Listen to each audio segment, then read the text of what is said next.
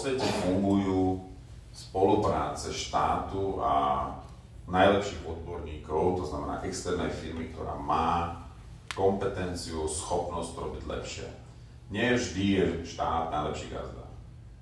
Ale slovenská realita častokrát, a toto je jeden z tých príkladov, vytvorí nejakú schému, kde štát ako keby prikáže vám, že iba s týmito firmami sa môžete baviť, iba tieto firmy vás môžu kontrolovať, iba tieto firmy vám dajú certifikát, iba tieto firmy vás môžu školiť.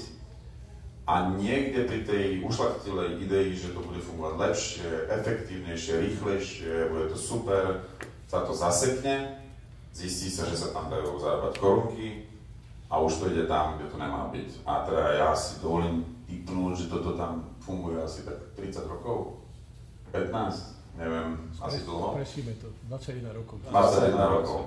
21 rokov, už len z pohľadu digitalizácie, rýchlosti, flexibility, už nehovorím poplatkov, to je najväčšia brzda vašich služieb. Treba to okamžite zmeniť. Súhlasíme s vysloveným názorom.